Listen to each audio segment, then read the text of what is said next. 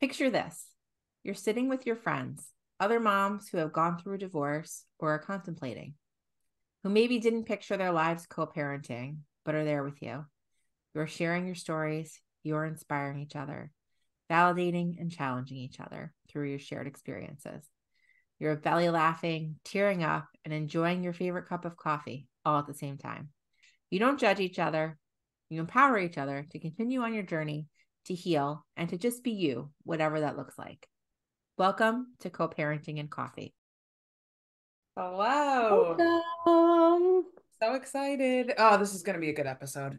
I am so excited and like a little bit feisty about how good this episode is going to be. And I, like we're talking about something really serious, but yeah, also content is. um I am so happy to see such really smart and motivated women Mhm. So doing true. the work that we're going to talk about. But before we get there, Yes. what's going on, Jill? What's going on? Nothing too exciting. Like, we're 1 month away from summer now. Like, It's flying by. like official. Like, I know. I feel like it was like winter, and now like I feel like it's back to school shopping time. Like, it's like Oh, there's like it's oh, just like oh, lightning, my friend. lightning speed. We're done. Yeah, no, I'm just, summer is on the doorstep here and And I'm um still like figuring that out, childcare-ish stuff. okay, I no. I swear to God, the childcare and the that stuff is harder than whatever you're doing, Yeah, pretty right? much. Do you get help with planning for the summer? Oh God, no. Do Is it you? some Do people get help with the planning for the summer? No, I didn't no. know that was a I thing. kind of I just kind of manifest it and then Yeah, I share the information and that's what I do. Yeah. I mean, I am getting help with childcare from her dad, yeah, yeah, who, no, we split it too. but like the actual planning of it, The no. magic of making it happen, the alchemy of it. No. We have a really good quote today, and I'm really excited about it. The quote is, "The truth is, it takes a village to get through the tough stuff in life. It doesn't have to be a big village, but we all need people to help hold us up when life, loss, and grief knock us down." And that is by Michelle Deville. I love that. I love it too. I think with technology, with like how our society is now, your village can be a lot different. Like it doesn't have to be your neighbor anymore, right? Yeah. Which I think is Although it's amazing. convenient if it is, but It is really nice if you can have a neighbor, a close family, or things like that, like yeah, well, super people are bonus. spread out now, and my family certainly is part of my village, but Yeah. we have to, impromptu, I need an SOS isn't Mm, necessarily going to be because they live, several hours away. They're right. not the people I necessarily will call on to help me out of a pickle, but Right. I have people, including you, Yeah. who are there to help me through it, and thank God for all of you. So, Yeah. And I and for think my family. that community, I mean, especially like in co-parenting or single Yeah. parenting, all that stuff, but also just having being surrounded by good people, right? Yes, it matters. Whatever. It Yeah. matters for us as parents, but it Hmm. also matters for our kids, right? Hmm. Hmm. So, yeah, that's a good one. Yeah, I like it. All right, so we are on now to Hillary and Larissa. We're super excited, but we do need to here say this is a very, very hard topic. We're talking about coercive control and domestic violence, and we do want to give a trigger warning. What Allie and I always talk about is we want to bring content that's important and relevant and, you know, part of our lives or other people that have going through this lives, but we never want to take away from you or cause you pain or harm. So if you don't want to listen to something about coercive control or domestic violence, if you don't feel like you're in that space that you can listen, and that is totally fine, and shut it off and come back next episode. And we respect that and understand that. And now we're ready. All right, well, let's move on to introduce Hillary and Larissa.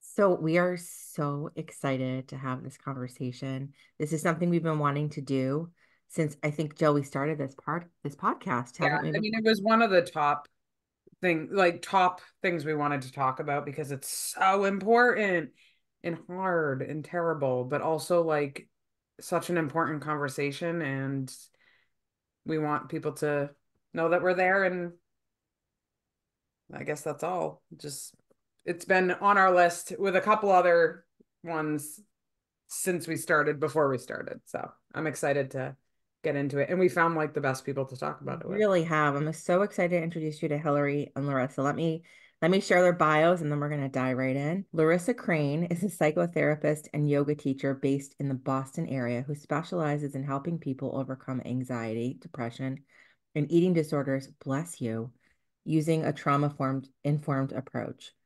Her practice is dedicated to supporting high conflict litigants who are navigating the Massachusetts probate and family court. Larissa is highly skilled in conducting guardian ad litem or GAL reports, parenting coordination services, and counseling for those who have experienced coercive control or narcissistic abuse. I have so many questions for you. But first, Hilary Purtell is a professional actor, voice talent, and on-camera host, and is co-director of the Jane Does Well Education and Advocacy Committee. Hilary holds a master's degree in counseling psychology and writes articles about family law, best practices, and divorce in Massachusetts. Hilary and Larissa, welcome to Co-Parenting and Coffee. Welcome. For having us. We're excited to be here. Yeah, we're excited too. I mean, I think like we were already saying, this topic is so important. So Yeah, and so pervasive, frankly, Mm. from what my this experience with so many people I know and I've talked to. So, our first question for you really is, your bios talk about a little bit about coercive control. What is that? What does that mean for people who've never heard the term before? Coercive control, the way that we define it, is a pattern of tactics, a pattern of behavior, right, used to control another person, usually found in intimate or family relationships. And there's many different types of tactics. All are abusive: physical abuse, emotional abuse, psychological abuse, you name it, runs the gamut. Financial abuse. Financial abuse. Can you give us an example? Like I think physical abuse is obviously like you can see it much easier. Can you give us an example? Like, because I think sometimes people, I'm sure you've experienced this with other people talking about it, like they didn't even know that this was happening or that this was abuse. Are there any examples you guys can give of a form of it? Yes. Yeah. Well, I think the most sort of pervasive form is the psychological abuse, psychological and or emotional abuse, right? And sort of the biggest one there is the gaslighting, right? So the perpetrators will do things, right, purposefully to kind of make the victim sort of question her reality, such as like taking things out of the room and then denying it, right? They have this ability to sort of twist things around to make everything seem like the victim's fault, right? Tactics to kind of just confuse the victim, distort their reality. There can be a lot of badgering, a lot of things like if you really loved me, you wouldn't say that. Oh, yep, the guilt do trip. this, the Yep. guilting. Yep. Gaslighting was like, it's sort of like, well, I only did this because you told me that. If you hadn't have told me this, right? That's right. Yeah. I almost think of it as sort of akin to grooming, if you will. Oh, yeah. Like it's systemic, sure. It can start really early on in a relationship. Very subtle, yeah, and it grows. And often coercive controllers are very charming when you first meet them. They really know how to kind of pull you into their lair, so to speak. Like they can be so over affectionate, right? Yep. Or charming. That like the love bombing type stuff. Yeah, very similar. Yep. Yeah, they come across as Mm-hmm. to everyone is this great guy, and so you fall for them, right? I mean, that's what happened with me. Mm-hmm. Yeah, and they'll say you're so great, and where have you been all my life? That's sort of a common thing, but then it gets sort of taken to a different level. So it's not just a narcissist, right? It becomes, as I said, more systemic, and it can turn into things such as monitoring one's whereabouts constantly. Why are you wearing that? That skirt's too short. You shouldn't be going out dressed like that. Who are you talking to? Your friends are losers. All you need is me. Like, you sort of get the picture, right? So it starts to get more like controlling, like Mhm. outwardly controlling. And And isolating. Yeah. isolating. Yeah. Yep. Their goal is to isolate the victim. Hmm. Mhm. Do you think that, I mean, obviously, you can't say about every single person, obviously, but do you think that in some cases, do you think it's intentional? Like that the person understands that they're doing it, or do you think that they don't even know that they're doing it? Yeah, that's a really, really good question. And Hilary and I have actually talked about that. Hmm. Um, I believe that it's almost like subconscious that they're doing it, Mm-hmm. because from my experience, this is the reason that they're doing this, right, is to try to regain control when they feel like they've lost control, Right. right? Right. And it's almost like this need, almost like akin to like an addict, right, who's not Mhm. getting their fix. So it's Mhm. like they'll sort of do anything, right, to get the fix, right? They'll do anything to kind of feel like they're back in control in the relationship, right? Right. So, I mean, they're constantly looking for ways to sort of trick you, deceive you, monitor you, get to you, like one up you, right? Well, yeah, I mean, they're sort of conscious about how they can control you to some level, but I think, again, sort of the underlying issues for them are so unconscious, deep rooted, like extreme and exquisite insecurity Yeah, of some of Right. these people. Yeah. I don't ever want someone to think that we're excusing this behavior at all, or like saying, oh, it's because of this, but it's interesting to hear. I think that it's helpful to understand where it comes from, right? Because I think for some people who have that moment of going, oh my God, this is happening to me, Mhm. right? I think it's helpful to understand potentially Well, where it's and coming from. yeah, and also, again, it's an important distinction, because I think some women, and we'll just use we'll use woman, right? But Yeah. obviously men can be coercively controlled as well. However, Right. the statistics are overwhelmingly female in Right. this regard. But it's helpful to sort of look at it as, yes, there are tactics that are conscious, but I don't think anybody wakes up in the morning and says, I'm going to be a coercive controller, or I'm Right. going to actively coercively control. I think it's really deep Rooted. rooted things, but then they know a lot of people that, that make attempts to coercively control their partner. They know that what they're doing is wrong on some Mhm. level, but it's Right. almost like they can't help Right. themselves, Or, right? or they're, Impulsive. they're they're Yeah. so able to convince themselves, right, in their brains that, oh, well, I had to do this, right? Like, oh, Yeah. well, she was doing this, so I had to slap her, or I had to do this because, Yeah. and then you get the DARVO, classic deny, attack, reverse victim and offender, right? What is this acronym? No. DARVO. So you call somebody out on their behavior and they Mhm. immediately go into defense mode. Like, no, Right. what are you talking about? I didn't do that. Yes. Right. Right. And then they get that, then they turn it around, right? And put, well, you do this all the time, right? So right, to excuse their behavior, to not Right. take accountability, right? Which are all qualities of these coercive controllers or narcissists. But I think it was Brene Brown who had this great definition of it. She said it's the shame-based fear of being normal, Mhm. right? So it's very shame-based. The minute that like the abuser feels shame and or disrespected in some sort, that's like a knife to the heart, right? Mm. And they just really try to reclaim, and recontrol that their feelings, right? To not feel shame or not feel exposed, right? Because when you call someone out on their behavior, you're exposing them. Like, hey, hang on, you lied about that. What's up with that? I mean, Mm. I remember saying to my ex, like, you're like a con man, right?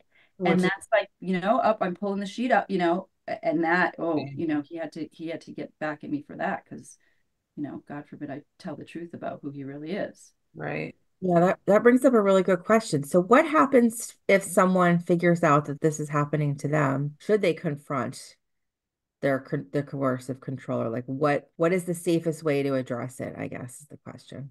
I just want to say, first of all, that there's so much guilt. I think that the person who is abused feels, and what you just said, Larissa, shame, like that.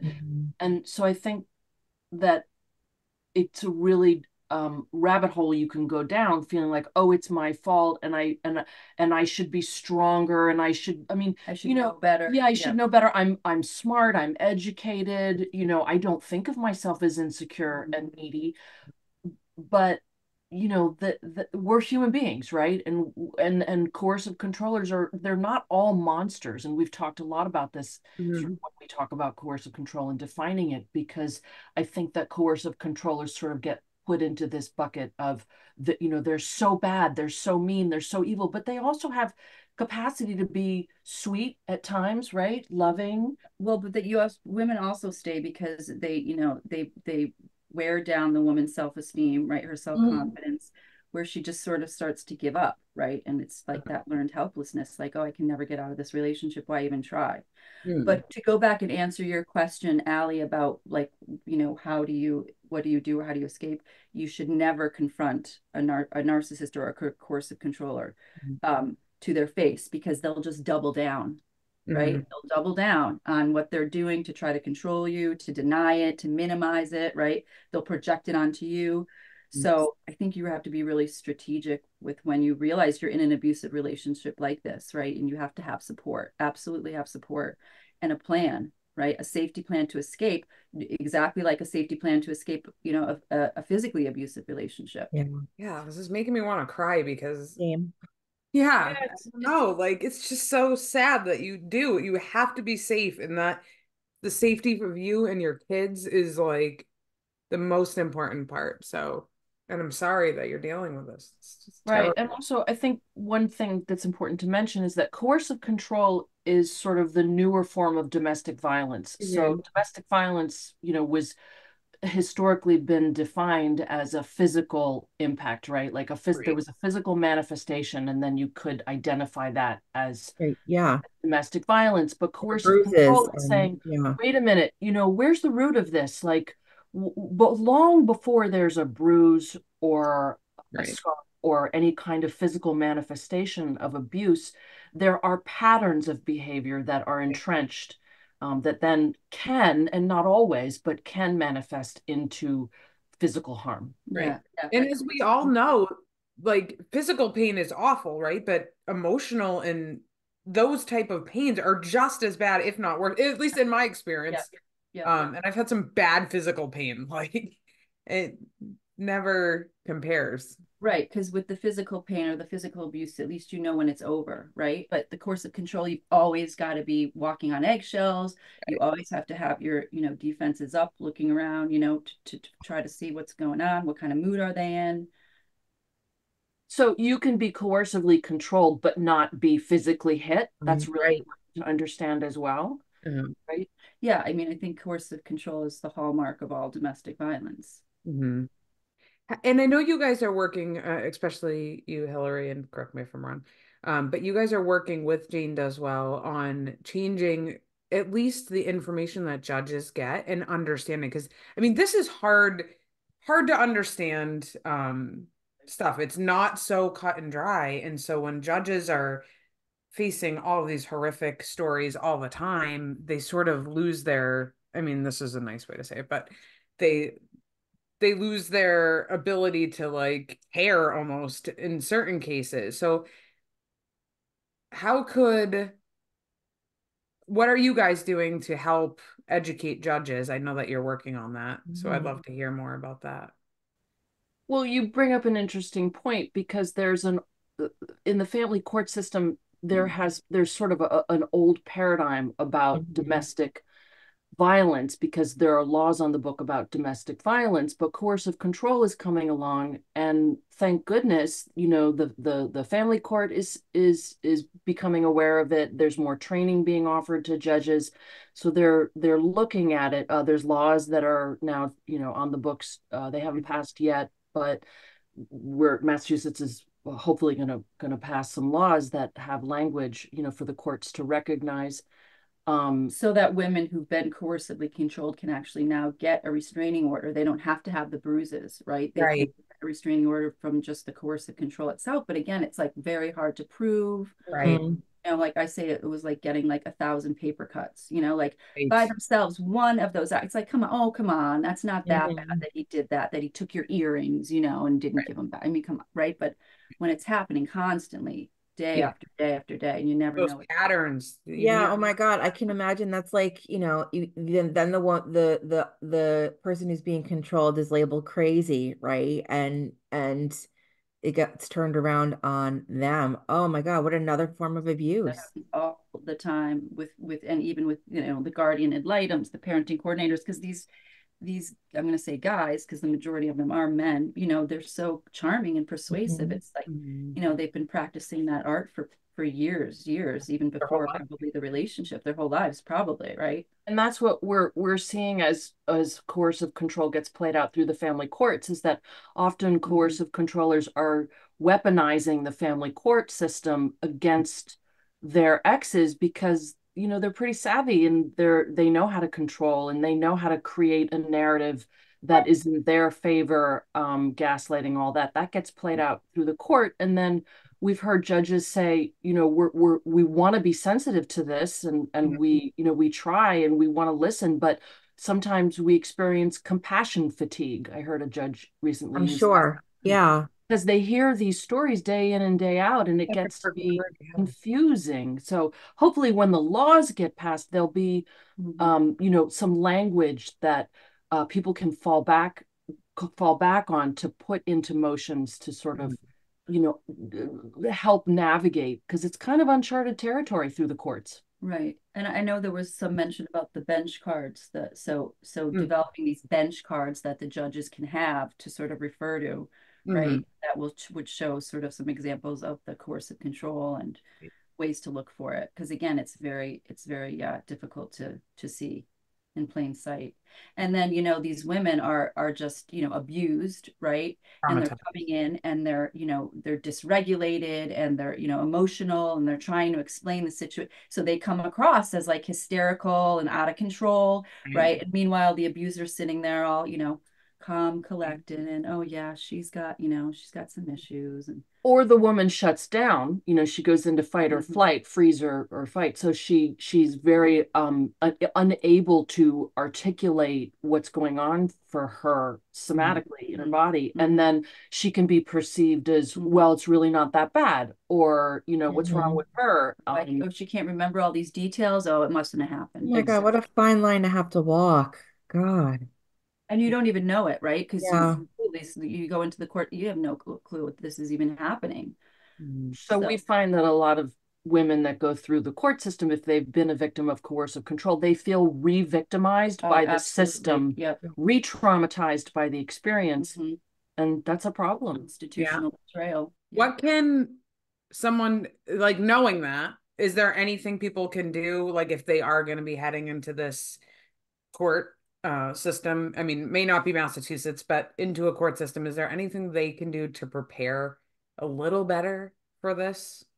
Well, I think that this is the first step, what we're doing here, because it's awareness, right? Advocacy groups, we hear a lot of women, when we start talking about coercive control, the light bulbs go off and they think, wow, I had no idea. Yeah, I haven't seen a bank statement, in the 10 years of my marriage, and I've had no access to my credit cards, and my phone's been monitored, but I just thought he really loved.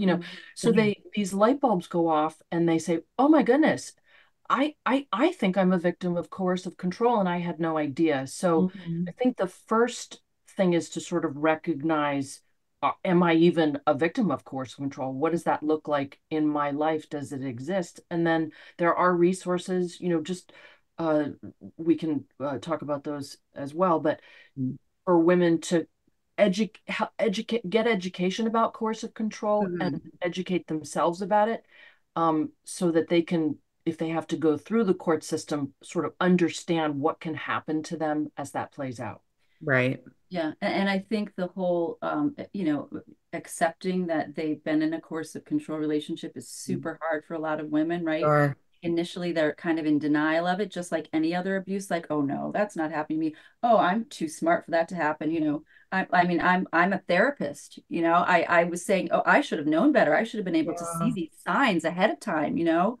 And there's a lot of shame, involved in it. So to be able to finally accept it, right? And to acknowledge it, that, oh wow, I was a victim.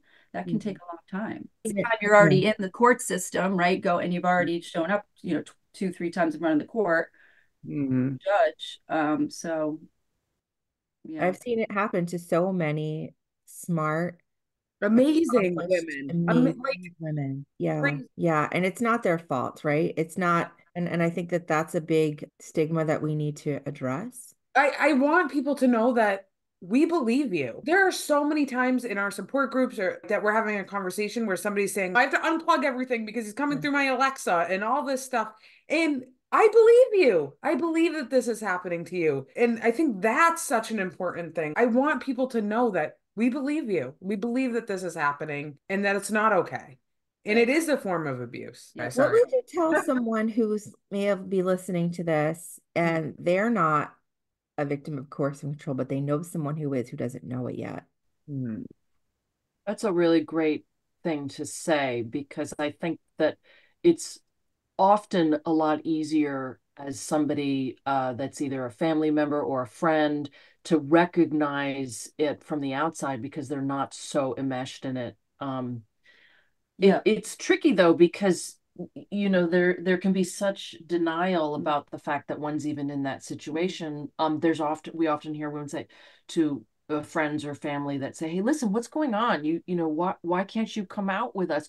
Oh, well, my husband he just really, he's had a hard day and he wants me to be home and cook him dinner, and that happens, repeatedly, or the victim will make excuses for their partner. Right. Or they will share what's going on to their family and friends, and the family and friends will say like, oh, really? Like, come on, can't you guys just get along? Like, come on, it can't be that bad. Why don't you just get along for the kids? Like, they don't realize how they can't understand it. I think unless you've been through it yourself, it's very, very difficult to understand. And, there are well-meaning intentions from the friends and family, they're trying to say the right thing, but it further makes the victim feel the shame and isolation. Or I can't tell them, they're not going to understand. Right. Or the friend or the family member or somebody on the outside will say, why can't you just leave? I mean, can't you see what's going on? Just leave. And it's really hard to understand the mindset of the victim. And it's easy to say that to a victim, but I used to work in a battered women's shelter, and the same women they'd go back to their abuser and then they'd come back into the shelter. I mean, this is a real pattern that's it's not so cut and dry, and it's not a simple thing to say to somebody, get out. Right? Lot involved. And a lot of times physical abuse is the worst when a woman tries to leave, right? That's a great point. Fear can be so dominant in these patterns. Yeah. Well, and they use that fear to keep you there. I mean, absolutely. And they also, unfortunately, and this is what gets me the most, is they use the kids. They can't, not all of them, but they can use the kids. Yeah. Especially, I mean, we're talking about most of the people that are listening are co-parenting, or will be co-parenting, and of course they will use their kids because that's your biggest, like, your heart. So right. And they know that if they say, if you do this or you leave me, you'll never see your child. I'm gonna make sure that your kids are taken away, from you, and I'm gonna get sole custody. I mean, they go there. They'll use anything. Will they threaten suicide even? Sure. Yeah. You leave, I'll kill myself. Yep. That happens a lot. Well, I can see very much how impassioned you are about this, but I'm curious what inspired you both to step up and become advocates for this. Well, I know for myself, education and awareness, right? Because I hoping that we can reach these women before they get into court and everything starts to, kind of go downhill from there, right? You show up at one court hearing and that narrative begins, and it's a very difficult narrative to unwind, right? Once it gets going. And like Hilary said, it's re-traumatization once again through the court system. And it's just the worst, right? Because it's so isolating, and again, it can happen to anyone regardless, like any socioeconomic, it's all goes across all of them, right? So bringing awareness, really, right? And then I think also like ways to deal, coping skills, ways to deal if you are like, if you're co-parenting with a coercive controller, ways that you can, try to make your life a little bit more easy if you're having to co-parent with Right. an abuser. Larissa, I did have a question because you do the GAL stuff, and I don't know, some people may not know what a GAL is, which is a guardian ad litem. They're assigned by the courts or agreed upon by people in custody situations. How can you find a GAL that understands this? Mm-hmm. Yeah, it's really difficult, and that's Right. another one of the reasons why I became a GAL is to be able Yeah. to, women who are going through this. Right. The GAL has to get it, has to understand. But again, even these GALs, you'd think that they would be educated on this. You'd think that they would understand it. Again, it's like so under the radar. Right. It's really difficult to know, if the GAL even gets it, Mhm. right? Are there anything like questions you could ask them or things that might trigger you to understand if they kind of get it or don't get it without it being like it's like a tricky, hard situation. So, It really is. It really is. Yeah. Yeah. Because you don't want to make yourself sound crazy and like right. in the beginning, like, well, do you know I about know. this? Do you Right. understand this? Do you understand abusive critical, right? Like Right. that doesn't, give Right. us Then they're like, oh, yeah. GAL, right? Mm. And again, you have to be very, calm and collected the way you speak with the GAL, right?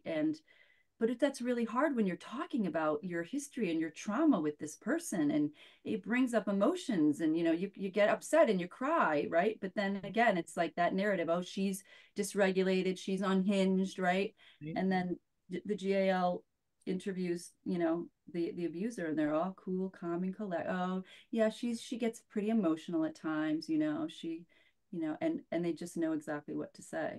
I want to bring the conversation back to the work that you're doing to change the laws.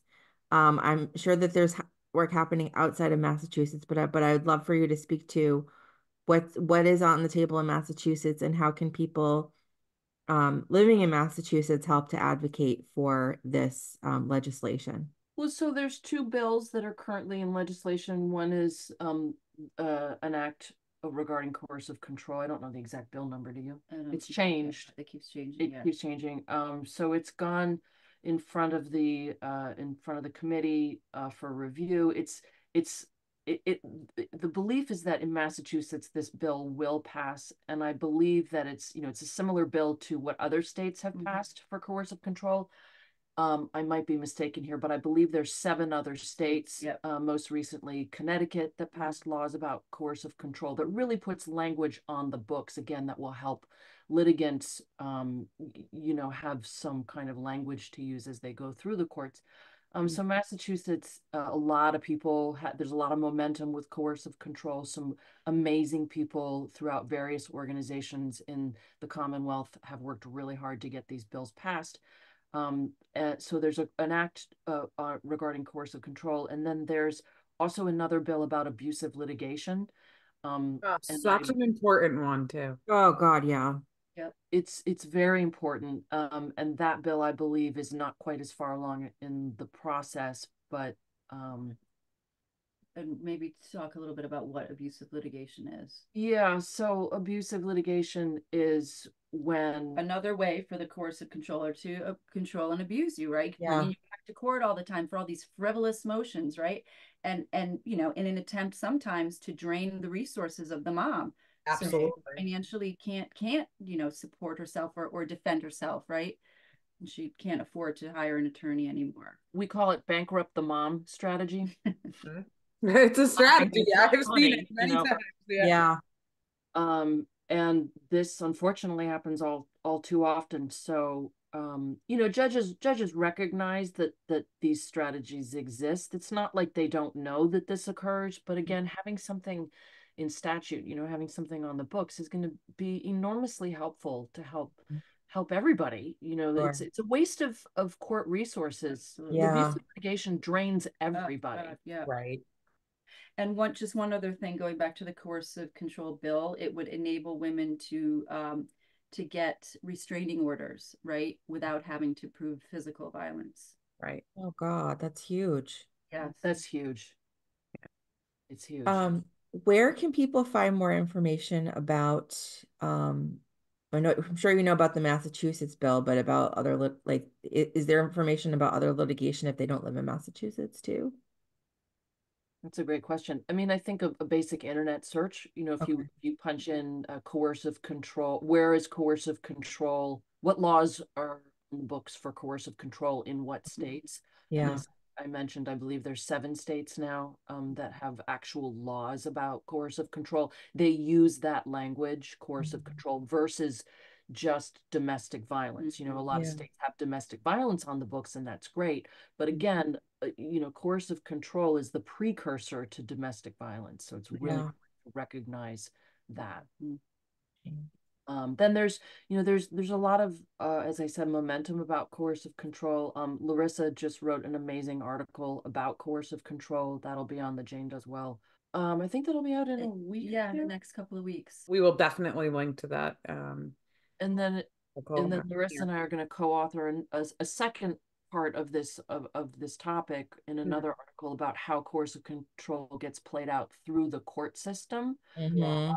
Originally, it was going to be one big article, but we decided to break it up again because what we were hearing in advocacy was a lot of women saying, "Wait a minute, what? I didn't know that was coercive control. I had Yeah. no idea coercive control looks like that." And Mhm. so we thought, well, let's define, Larissa did an amazing job with this, defining what coercive control is with examples, Mhm. from real people, Right. that have Thank you experience. for doing that. Yes, I can't wait to read it. Is there anywhere else that people can find information or resources? Is this something that qualifies for assistance from a local domestic violence hotline or organization? Is this something they're familiar with? Yeah, that's a great question. So as I mentioned, there are some amazing resources out there. Casa Myrna is in Massachusetts, in Boston. We, as an attachment to Larissa's article, there will be under the resource tab of Jane Does Well, there'll be an actual link to different local agencies that can help people who are experiencing coercive Awesome. control or domestic violence. Fabulous. So there's a number of resources, and we will make those available. Amazing. Yeah, and we will link those too right on In the this show notes. episode. Yeah. So yeah, because But again, I mean, if you think if you are physically being harmed, like currently physically being harmed, I mean, DCF has problems, but what would you say? Like, what would you say to somebody that comes into your office and says, "Yes, I'm physically being harmed"? Well, you need to get in touch with a domestic violence shelter, right? And then they'll be able to develop a safety plan, right? Which is super important and in an attempt to get out. But you have to be very smart and wise about it, set up stuff ahead of time, right? Yeah, because as Larissa said, sometimes it's not safe to actively confront the abuser. Yeah, Right. the worst really thing to do yeah. is to confront the abuser. Yep. Mm. Yep. Especially when there's children involved, because that can be a whole dicey. Oh, sure.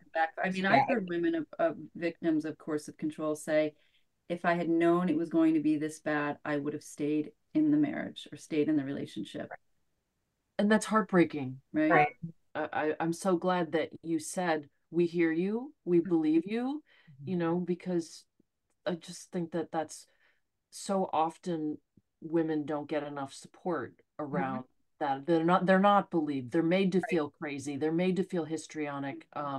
It's you, not me, which is what the abuser will say. They have cut themselves off, again, just to, briefly recap, cut themselves off. They've been isolated. They have no control over the finances. There's so many ways in which you can go down that rabbit hole quite easily. Again, smart, educated women, that for all appearances you would think are out in the world killing it, but they're suffering Yeah. in silence. Oh my gosh. Well, I just want to thank you both for doing this work, for speaking up on behalf of people who are unaware and who are afraid and who feel like they don't have a voice and that they're trapped. So I really, really admire, and I know I speak for Jill, both of you for being so motivated and bold and courageous in taking this on. It's just hats off to you. And, we fully support you. And if there's anything we can do, we'll for sure provide information about what you're doing in Massachusetts and if we can find more in other states to help people outside of Massachusetts.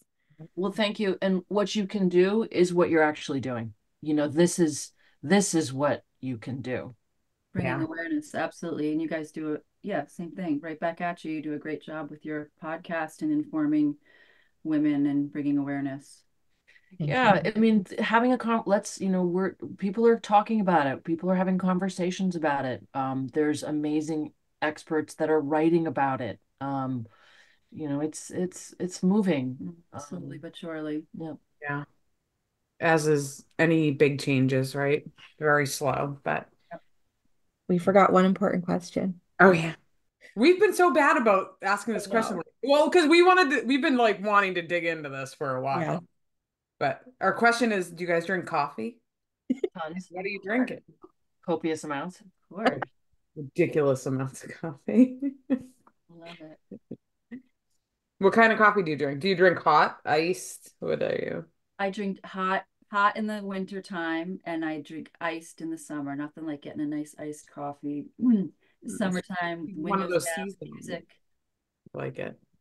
Yep. Never met a cup of coffee I didn't like.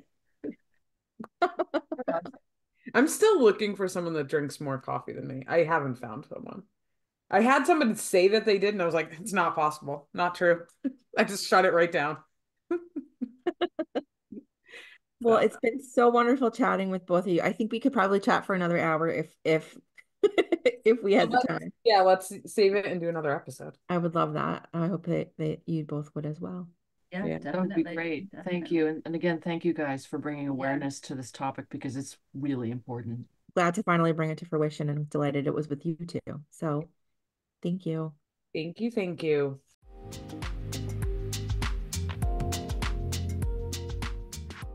Our stories are the thread that ties us together. While our stories are different, we can often find common ground through our struggles. If co-parenting has been difficult due to an ex's alcohol abuse, you need SoberLink. How it works is simple. Your co-parent will test at scheduled times. Built-in facial recognition confirms their identity. Tamper sensors flag any attempts to cheat, and results get sent instantly to your phone so you know that your kids are with a sober parent. Lay the groundwork for brighter days ahead. Visit www.soberlink.com/coffee to learn more and get $50 off your device.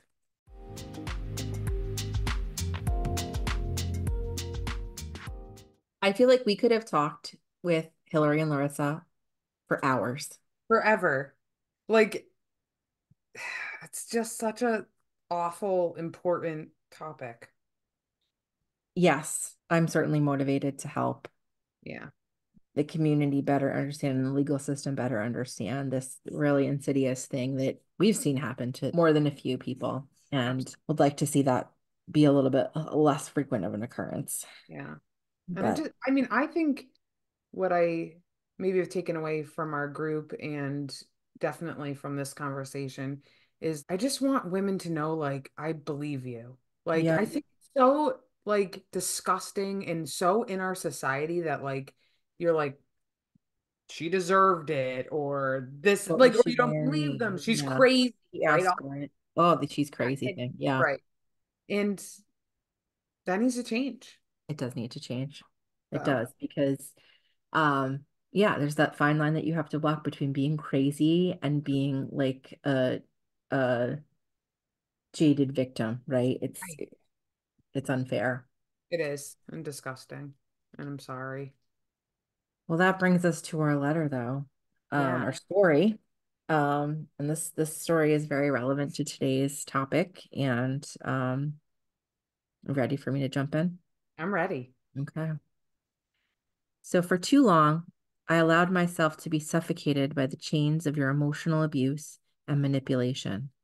Your words became daggers that pierced my spirit, leaving wounds that may never fully heal.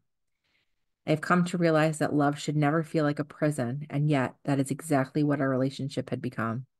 Your control over every aspect of my life robbed me of my autonomy and left me feeling trapped and powerless.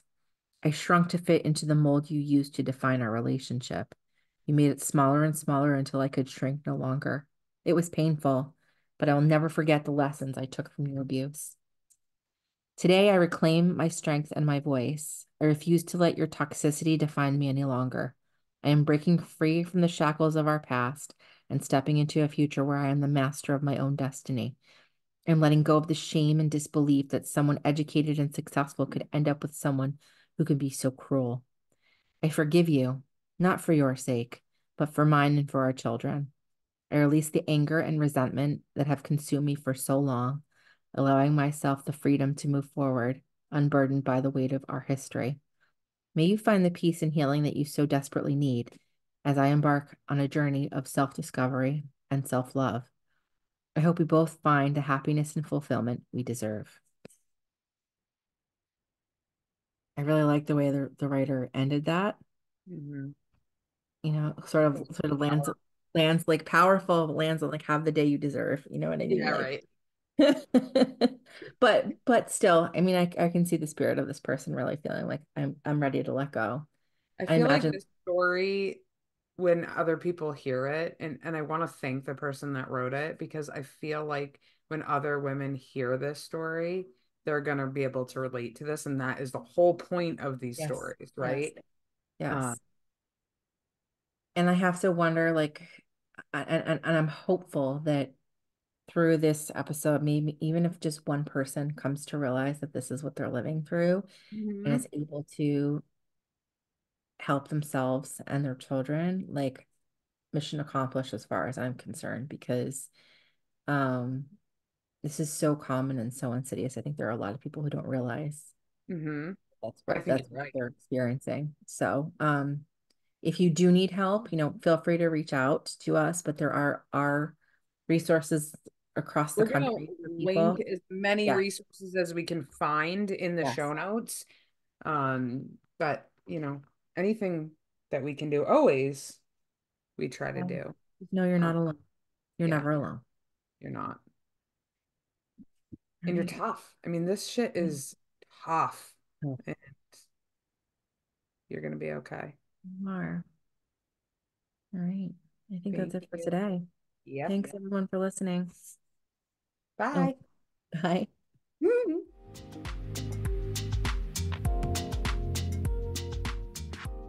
Thanks for joining us for Co-Parenting and Coffee. This podcast is provided for informational purposes only and should not be construed as legal advice on any subject matter. If you liked our podcast, feel free to drop us a review. We'd appreciate it. Looking forward to seeing you next time for a cup of coffee and a chat with another expert on co-parenting.